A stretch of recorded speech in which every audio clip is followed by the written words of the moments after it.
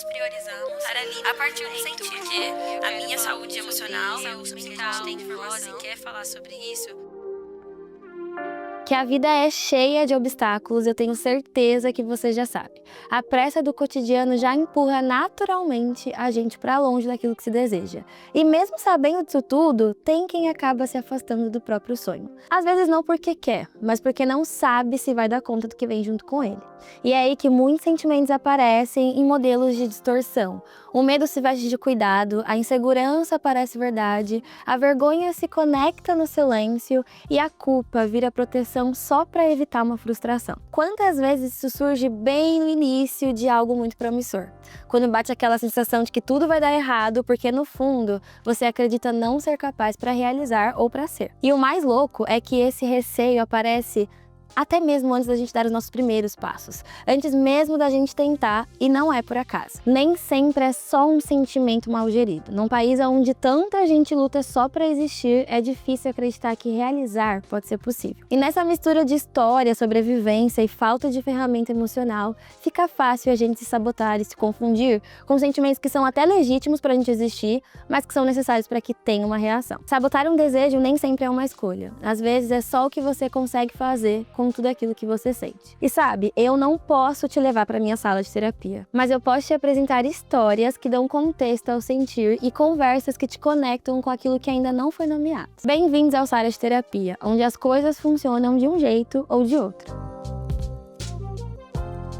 No episódio de hoje do Fala com Sara, eu recebo uma mulher que entende que chorar pode ser muitas coisas e que sim, as gostosas também choram. Choram de raiva, de cansaço, de amor, de excesso, de reclamação e às vezes só choram porque no fundo queriam chorar. Ela é ilustradora, empreendedora, comunicadora e podcaster, meu amor. E é também alguém que compartilha rotineiramente as belezas de como sente na prática. E de presente nos inspira com tudo isso. Seja bem-vinda, Lela Brandão, e me conta uma coisa. Você já se sabotou dentro disso tudo que mais deseja? Oi, amiga! Oi, amiga!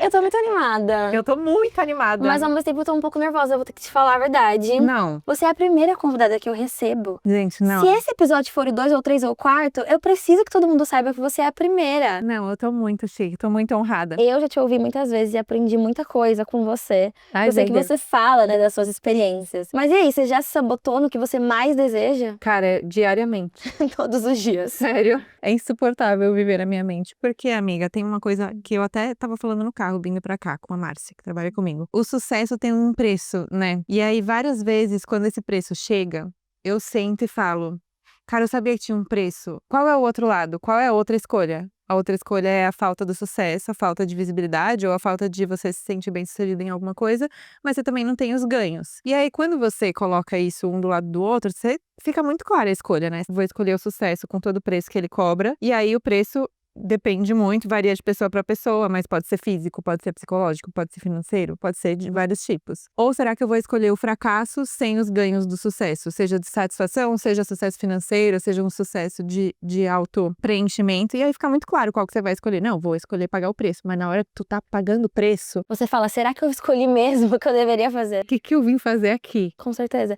Eu tenho muito essa sensação também de que às vezes eu nem me saboto tanto no início, mas no meio, quando chega toda essa pressão e a consequência do que eu escolho, a minha autossabotagem começa ali, sabe? É nesse momento que eu começo a acreditar que eu deveria ter voltado pra minha casa, deitada no meu sofá e ficado lá. Mas você continua? Eu continuo, adoro continuar. Mas é até uma coisa que eu aprendi ao longo da minha vida, que foi me conectando com o sentir. Que me faz continuar, é a minha maneira de agir. É justamente uma linha de tudo que eu passo na minha existência, por mais que eu seja psicóloga hoje, mas levando pro meu lugar, assim, a minha sala de terapia, eu sempre tento entender qual é o sentimento que aquilo me proporciona, porque às vezes são todos, como você mesmo falou, tudo de uma vez, e eu não consigo nutrir nada. E aí a gente tem esse ponto, né, de que o sentir, ele é uma coisa que você, como ela, assim, o que eu te acompanho, você traduz muito bem o que você sente, você fala muito sobre o seu sentir, mas quando é que você criou essa armadura de conseguir falar sobre si através dos seus sentimentos? Porque você traz, né, muitas histórias, mas eu queria muito saber, como é que ela conseguiu ter a compreensão do sentir dela? Porque a gente constrói isso ao longo da vida, né? Sim, na verdade eu acho que não é uma coisa que tá construída e não é também uma armadura. Eu acho que eu faço análise há 8 anos e na análise e na escrita também eu aprendi muito a tentar entender o que eu tô sentindo. Atualmente eu tô fazendo um trabalho meio punk, assim, de entender o sentir no meu corpo. Eu ia te perguntar sobre isso, de como que você identifica o seu sentir. Você falou que você se baseia muito e tira as forças de continuar parando Dali, pra sentir. pra sentir o que tá rolando, assim, eu dou o Uhum. nome mesmo. Eu tô muito insegura, eu sei que sou insegurança, mas talvez ela tá sendo traduzida no meu dia a dia comigo parando, assim, não conseguindo me alimentar, ou não conseguindo ter conversas francas com pessoas que eu amo, tipo, estar com amigas. E aí, quando eu tô muito ansiosa ou me sabotando numa situação, eu sumo das minhas amigas. Eu sou a pessoa que o meu movimento da insegurança é: ah, está tudo bem? Nem respondo tudo bem. Aí eu falo: nossa, eu acho que eu tô insegura, entende? Eu começo a ver nas minhas reações o que esse sentimento tá me causando.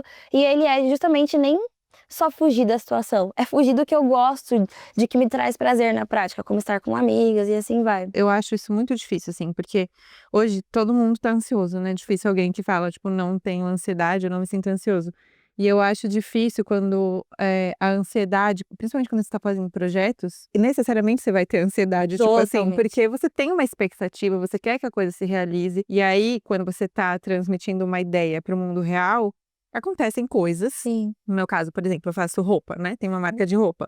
A peça que eu tenho na minha cabeça, ela vai passar por muitas pessoas e processos que vão fazer com que ela venha para o mundo não do jeito que ela estava na minha cabeça. Ela Sim. vem do jeito que ela precisou vir, porque o tecido que eu imaginava não existe, ou que o ponto da roupa que eu fiz não dá não dá certo em grande escala. Sim. E aí isso gera uma ansiedade de tipo, ai meu Deus, será que vai vir? Será que isso merece existir? No fundo é meio isso, né, quando você tá fazendo um projeto. Pra mim, no meu processo, foi muito importante entender que a ansiedade é algo esperado, mas o que tem atrás dela? Tem algo diferente que tá rolando embaixo que eu preciso adereçar, porque senão eu vou ficar tratando ansiedade, e aí o que Como tá é me que eu gerando vejo? ansiedade, o que é a insegurança? É um sentimento de que eu não mereço que isso aconteça na minha vida? É um sentimento de incapacidade? Por que eu tô ansiosa a respeito disso? E é muito baseado nas nossas experiências vividas também, né? Eu vejo que as pessoas têm uma dificuldade de forma geral, porque a gente nunca foi ensinado a lidar com o sentir. Sim. E muito mesmo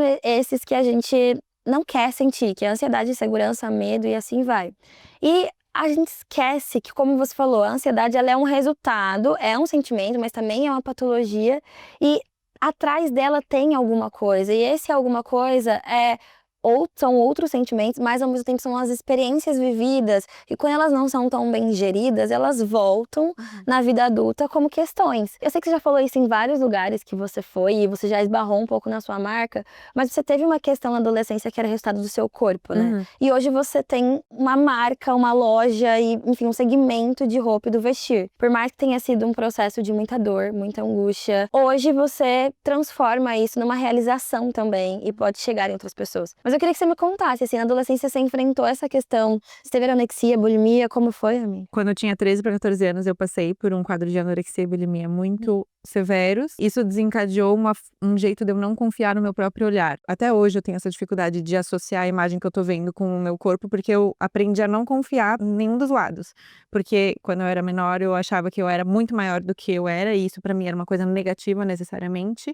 E aí, quando eu entrei no quadro de anorexia, eu achava que eu era maior E na verdade, não na é. verdade eu tava ali definhando, basicamente, me restringindo e querendo ser cada vez menor. Isso hoje pra mim é impensável. E aí, com o passar do tempo, é isso, assim, na época a gente não falava muito de terapia, pelo menos não no meu círculo social, então eu tive que meio que me virar, assim, e aí as roupas que naquele momento serviam muito como um contra-ataque pro meu corpo, que era, você precisa caber nessa roupa até o fim do mês, senão o corpo é um fracasso e você é um fracasso por conta disso, porque você não é magra o suficiente, eu entendi que elas poderiam funcionar pro outro lado também. Então, se eu tivesse roupas que respeitassem o meu corpo e não delimitassem o que ele precisasse ser, o meu corpo poderia fluir com muito mais naturalidade. Eu não ficaria sendo lembrada o tempo todo de que o meu corpo tá diferente, ou que o meu corpo tá assim, ou assado, ou que eu não sou suficiente. Essa era a mensagem que eu recebia. E aí eu comecei a sonhar com um lugar onde todas as roupas fossem assim, porque eu fiquei por muitos anos procurando roupas que atendessem algumas exigências, assim, então é com elástico, é um tecido que estica, é coisas assim que se ajustam ao seu corpo, soluções desse tipo. Mas é difícil, né? Tipo, não é a prioridade número 1 das marcas, especialmente se a gente tá falando, tipo, essencialmente eu sou artista plástica, então eu prezo muito pela estética.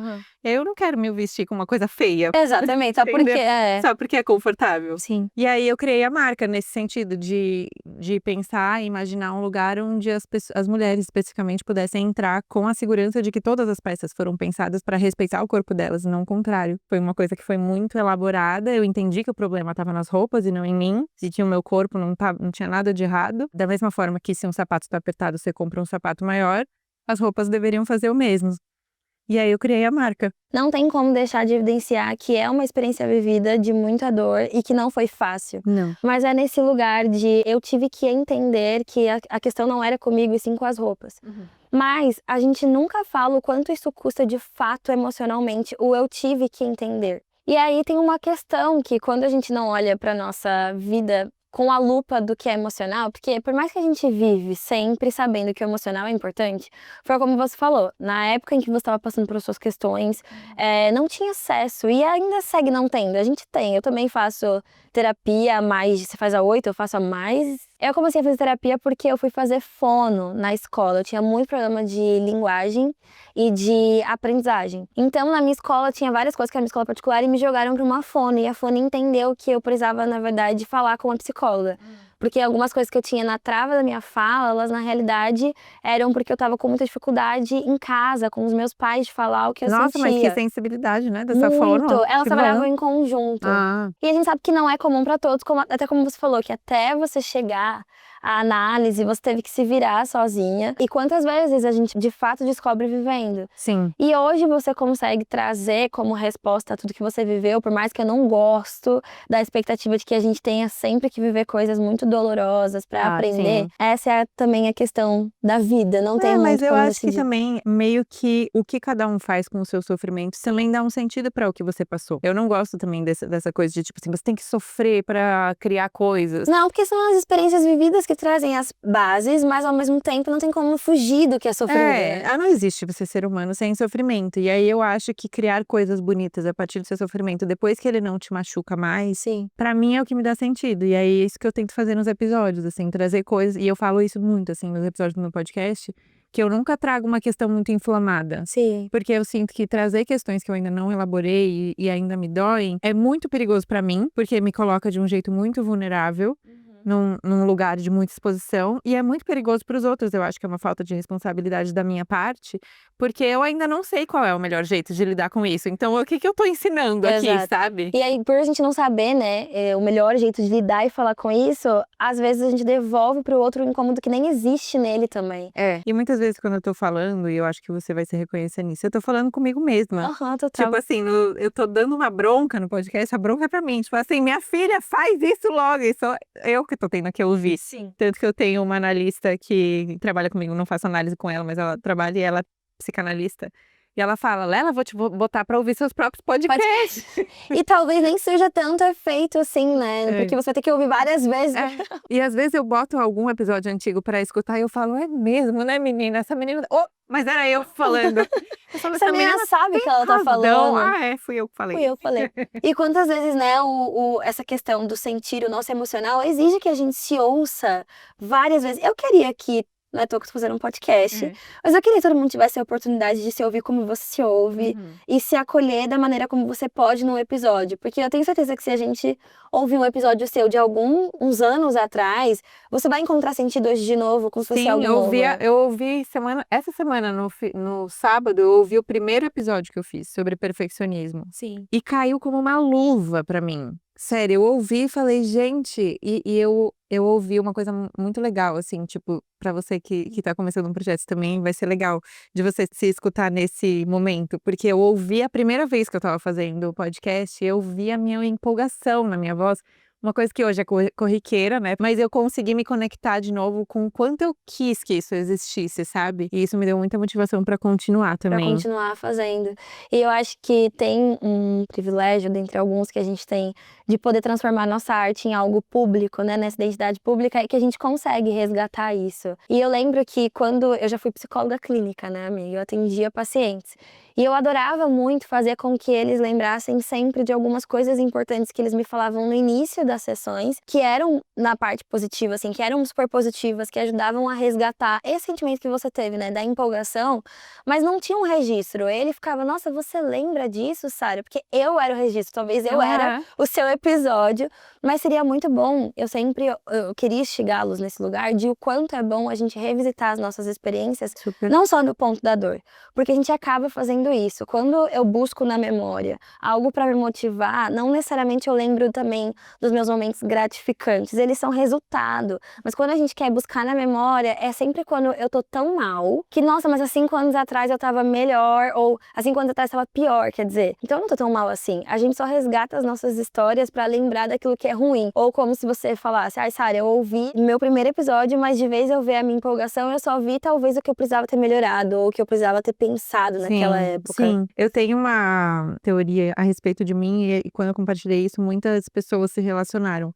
De que a gente sempre, eu pelo menos sempre olho pro passado com uma lente entristecida, de tipo assim, ou nossa, como eu sofri, ou nossa, as coisas nunca mais vão ser tão legais. E pro futuro com uma lente de ansiedade, de tipo assim, quero chegar no futuro logo, quero ser a pessoa que eu quero ser agora. Nenhuma das lentes é verdadeira, né? A única coisa que a gente tem controle é o presente. É o presente, é o que a gente tem em mãos. Acho muito legal essa coisa do registro. Na análise eu vejo que a minha analista faz muito isso. Às vezes eu falo alguma coisa e ela fala, nossa, mas você falou essa frase 7 anos atrás, quando você tava falando de outra coisa. Mas eu acho que mesmo quem não tem acesso ou não tem esse interesse em fazer análise ou psicologia, a escrita eu acho uma ferramenta surreal, assim, surreal. Você escrever quando você tá bem e quando você tá mal também é meio que um resgate do que tava passando dentro de você, que você não tem como fixar a sua cabeça, porque é tanta informação. Que não tem como.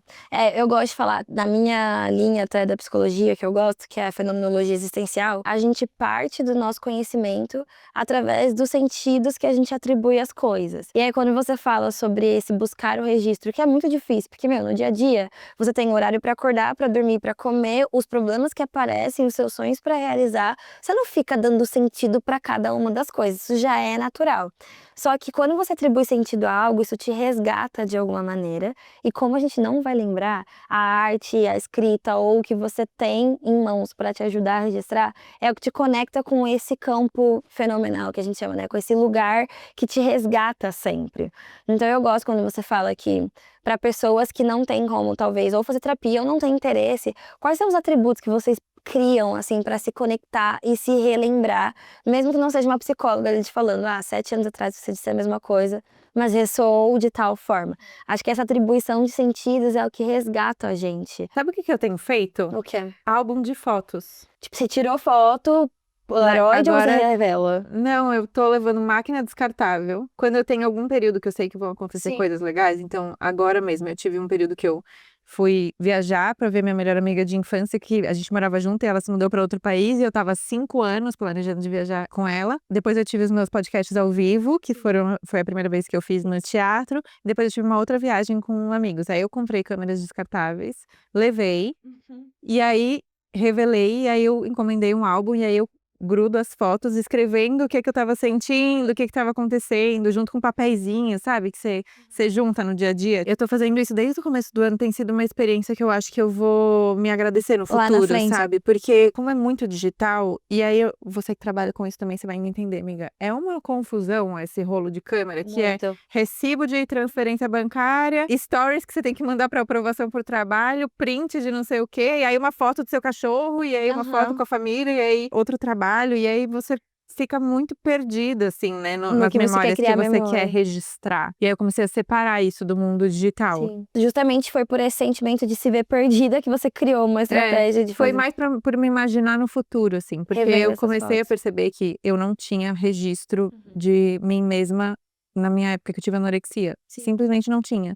Não tinha registro da minha adolescência inteira, até os 20 e tantos anos, que foi quando eu comprei esse celular que eu tenho. Mas você não tinha registro porque talvez você não se registrava na época ou porque não tinha mesmo como... Porque eu tirei foto, botei no Orkut, o Orkut não existe isso mesmo. mais. Ou tava num outro celular que foi roubado e eu não subi na nuvem, sabe? Sim. Uma coisa muito volátil. Sim. E aí eu fui na casa da minha avó um dia e ela me mostrou os álbuns. E aí foi uma experiência muito incrível. Eu falei, cara, como que eu vou mostrar os álbuns para as minhas filhas netas? E explicar a história, explicar o sentido. E como que eu mesma vou conseguir lembrar, né? Tipo assim, desse momento que é tão único da nossa vida, como todos, Sim, né? você falou uma coisa que na hora que você falou já me veio a minha memória afetiva também de sentar na casa dos meus avós. O meu avô e a minha avó gostavam de fazer isso e mostrar as fotos deles.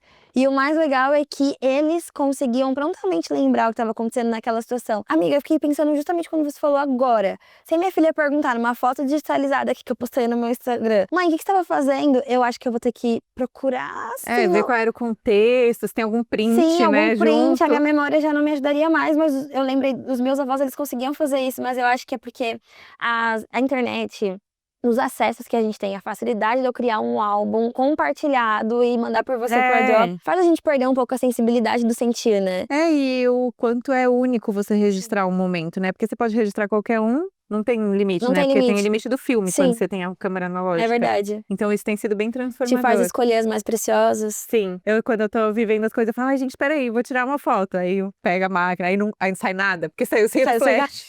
Você só descobre depois. Gastei um, fica triste. Mas, nossa, eu tô simplesmente amando. Tem te conectado mais com sensações e presente. sentimentos que você... com o presente. Eu também queria fazer uma brincadeira com você bem rápida, que é assim, a gente falou muito sobre o sentir agora, né, e como ele te atravessou na sua vida. Só que o sentir, ele só existe porque de fato a gente existe. E aí tem algumas coisas na nossa vida que é como se fosse uma brincadeira de... Cara, traduz pra mim. Tem sentimentos que sempre pedem pra gente trazer uma tradução. E às vezes a vida cobra quando a gente não tem tradução disponível. E aí, eu tenho algumas palavras aqui. São sentimentos. E essa tradução tem que vir através de uma história sua. Tá. Vou contar como esse sentimento se encaixar na minha vida, tá? Tá bom. Ótimo. Eu acho muito difícil se relacionar afetivamente com uma pessoa que não tenha, que eu não sinta esse sentimento por ela. Não é confiança nem nada disso, Tá. mas é basicamente assim, por exemplo. Hoje eu sou casada com o Vitor, né, que cofundou a minha marca comigo. Tem dias que eu tô muito desamparada, que eu tô muito desesperada, e aí aí eu não posso falar essa palavra, mas me dá brilho nos olhos o quanto ele segura a onda quando eu não consigo. Não é admiração, que acho que é admiração. E ele, então, é essa pessoa que te resgata na admiração. Você não consegue se relacionar sem admiração. Eu nunca consegui me relacionar amorosamente com alguém que eu não admiro. E por que será, amiga? Cara, eu não sei, mas eu já tentei ter alguns relacionamentos, obviamente antes do Vitor, com pessoas que eu meio que não admirava, assim, mas eu achava uma pessoa legal, mas não tinha muita perspectiva ou drive, assim, sabe? De movimentar coisas e criar coisas, e essa paixão de, tipo, imaginar o mundo e o que ele pode ser e fazer as coisas acontecerem. E eu não consigo, não sei, não me conecto. Demorou muito pra você perceber que o que faltava nessas pessoas talvez fosse admiração. Não, eu percebi Rapidinho. rapidinho. Eu ia perguntar se foi quando o Vitor Eu chegou e você falou, falava, ai, cara, amiga, não dá pra eu ficar com esse bofe, eu não admiro ele em nada. Aí a gente já sabia que tava fadada. que tava fadada ao término. Cara, é muito legal isso, porque eu demorei um pouco pra entender. Talvez eu esteja descobrindo ainda. O que é extremamente importante e que não é só sobre coisas talvez negociáveis, ou o que me chama atenção, ou o que a pessoa vai entregar, o que eu vou receber. Eu tenho uma dificuldade de fazer isso que você falou, assim, de entender que um sentimento como a admiração é extremamente importante. Eu atribuo tudo pra depois falar que é o sentir, que é o amor, que é e assim vai.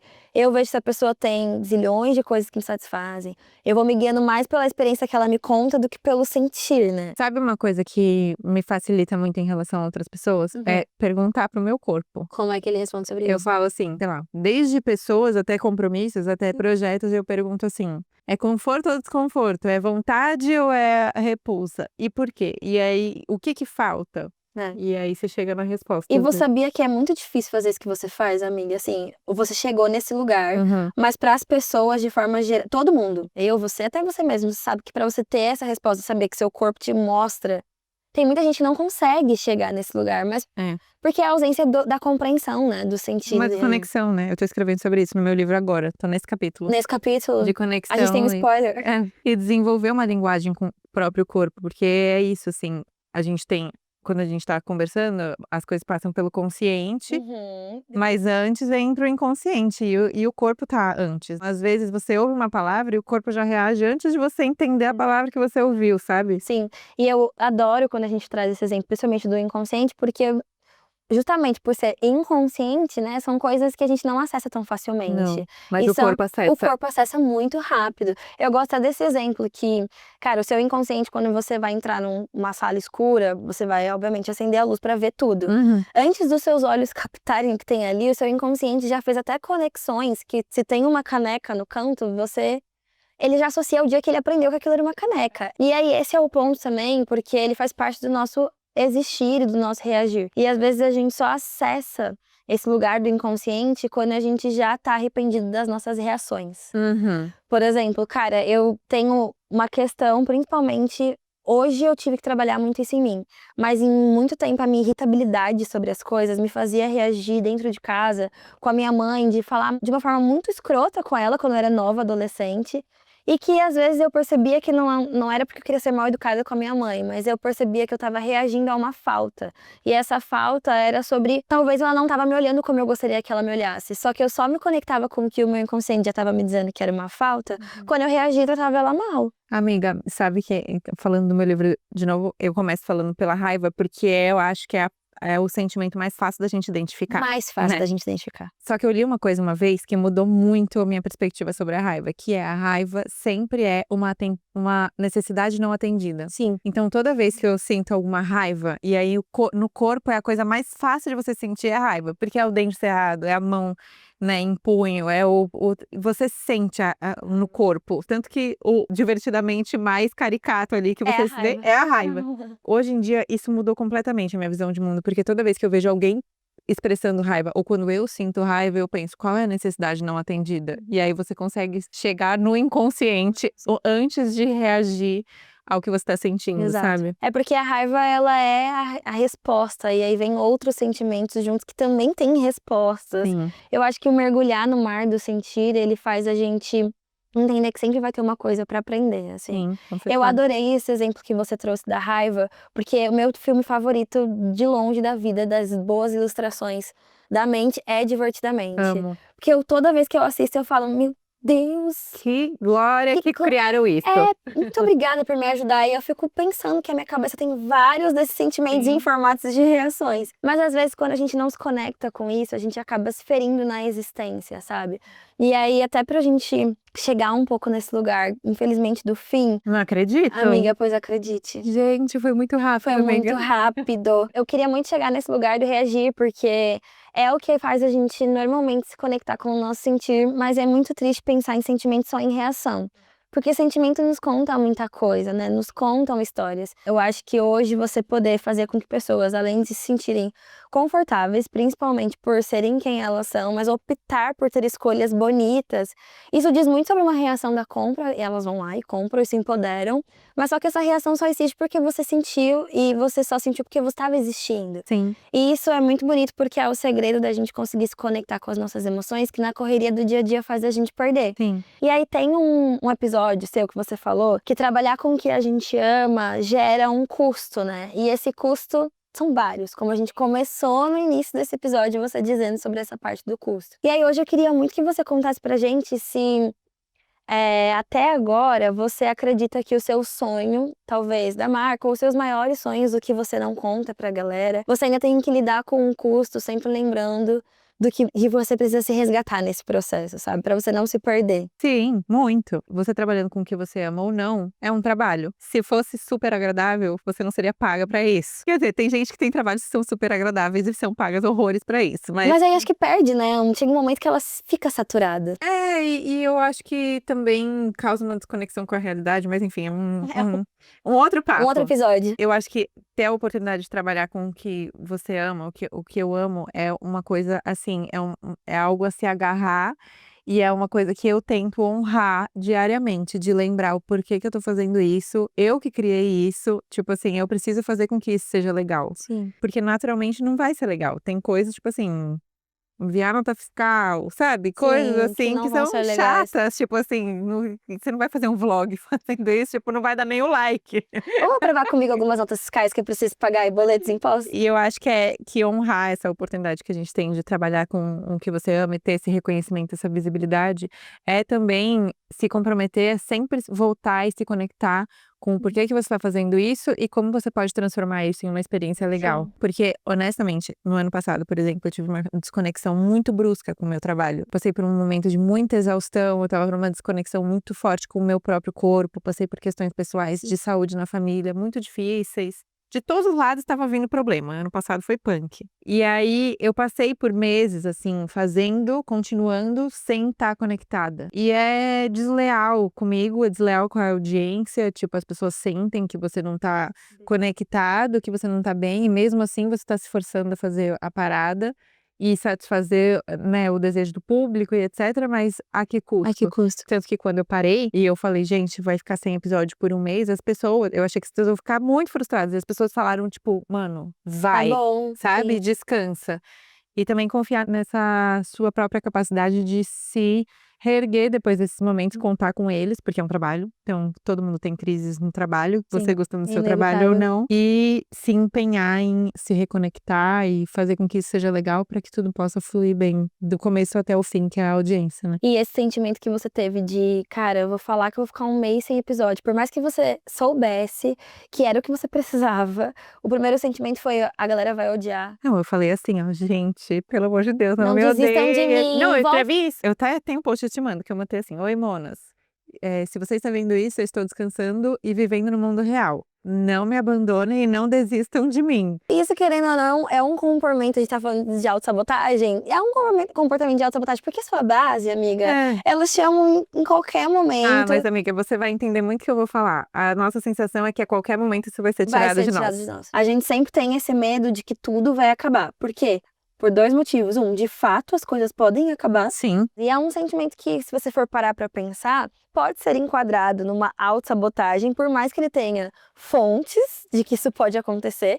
E segundo, porque a gente tem medo daquilo perder, e a gente, por mais que você tinha uma avaliação do que era importante pra você, do que era importante pra esse momento, pra se conectar de novo e voltar depois desse um mês, até com conteúdos melhores do que o que talvez você estava conseguindo fazer, mas não tem como passar por isso sem a lupa do será que essas pessoas vão sumir, sem esses questionamentos, né?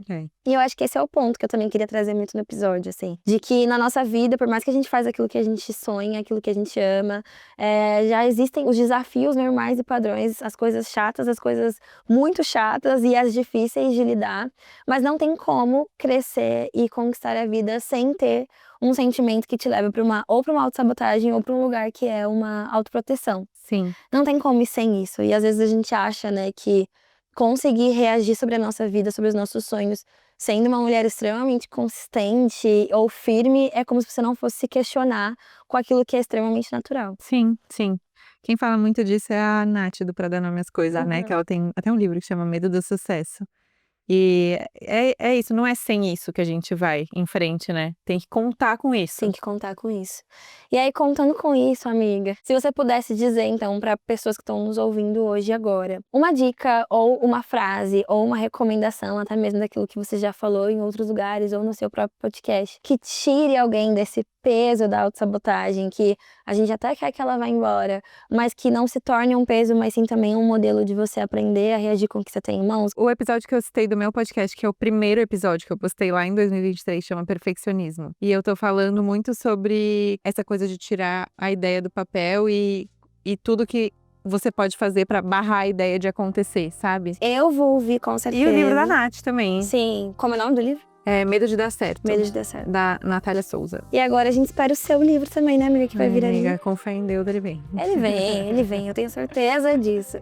Muito obrigada por estar eu aqui que comigo. agradeço, amiga. Eu espero que você tenha gostado. Nossa, eu amei. Vamos pra mais umas 5 horas, equipe? Pode ser, eu acho que todo mundo topa. Então vamos lá. Obrigada, Me traz mais amiga. uma água. Não, a gente pode deixar uma garrafa, então, aqui do Então, lado. vamos. Se essa conversa te atravessou, respira, sente e me encontra no Toma Xara, onde eu trago um olhar técnico sobre tudo isso que a gente conversou por aqui. Mas antes disso, aproveita, compartilha esse vídeo, salva, não esquece de se inscrever e vem viver tudo isso com a gente.